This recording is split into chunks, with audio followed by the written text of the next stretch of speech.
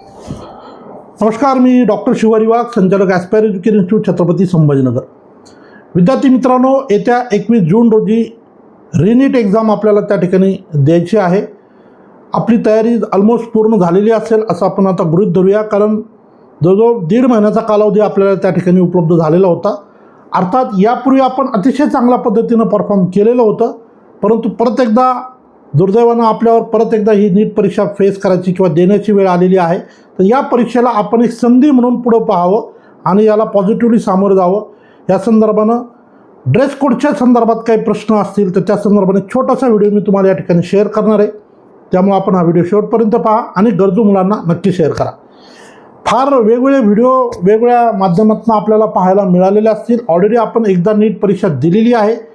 फार पॅनिक होण्याची काही आवश्यकता नाही आहे. अगदी खूप सुटसुटीत सोप्या भाषेत ज्या ज्या गोष्टी आवश्यक आहेत, ज्या सोबत कॅरी करायच्या आहेत, त्या संदर्भानं जे आहे ते ह्या सूचना तुम्हाला मी देणार आहे.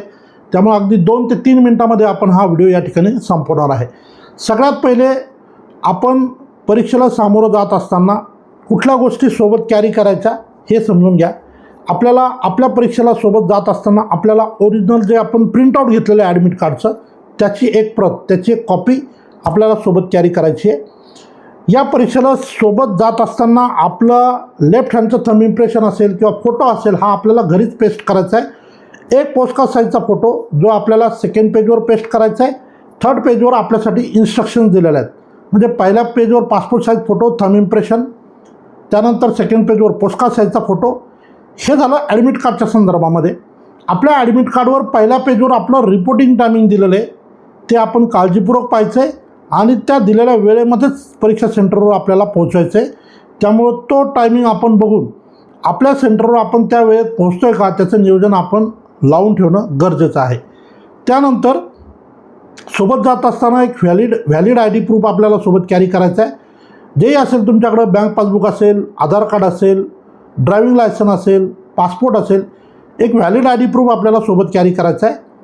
आणि या व्यतिरिक्त एक ट्रान्सपरंट वॉटर बॉटल आपण सोबत कॅरी करू शकतो, जे की आता आपल्याला जर इन बिटवीन पाण्याची गरज पडली तर आपल्याकडं आपली स्वतःची बॉटल असावी.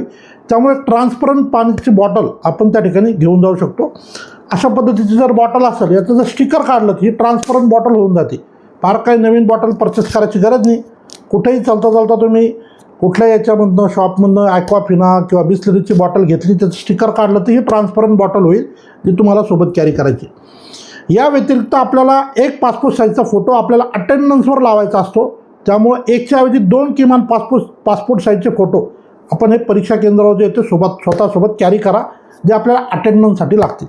तर ह्या सगळ्या गोष्टी आपल्याला सोबत कॅरी करायच्या आहे. फार सोप्या पद्धतीने मी हे तुम्हाला एक्सप्लेन केलेलं आहे. आता आपण वळूया ड्रेस कोडकडं. ड्रेस कोडच्या बाबतीत काही फार काळजी करू नका.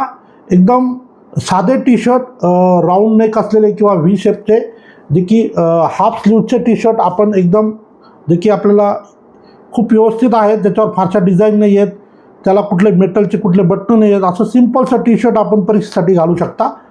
आणि खाली जर म्हटलं आपण तर बरमुडा आपण घालू शकतो. नाईट पॅन्ट जे आपण नॉर्मली घरामध्ये वापरतो ती नाईट पॅन्ट आपण त्या ठिकाणी घालून जाऊ शकतो. शूजच्या बाबतीत बोलायचं झालं तर शूज कुणी घालू नका, सँडल घालू नका, क्रॉस घालू नका.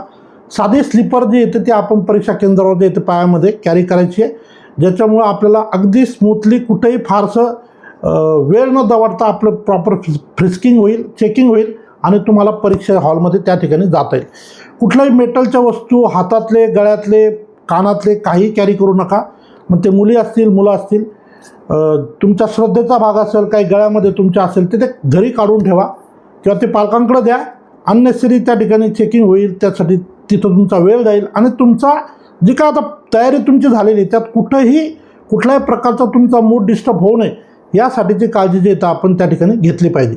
आपल्या सगळ्यांना परत एकदा सांगतो, मागच्या या 3 मेच्या परीक्षेच्या दरम्यान मी स्वतः बऱ्याचशा सेंटरवर गेलेलो आणि अगदी 2 ते 3 मिनटं लेट झाल्यामुळं, 1 मिनिट लेट झाल्यामुळं सुद्धा परीक्षा केंद्रामध्ये विद्यार्थ्यांना प्रवेश दिला गेला नाही.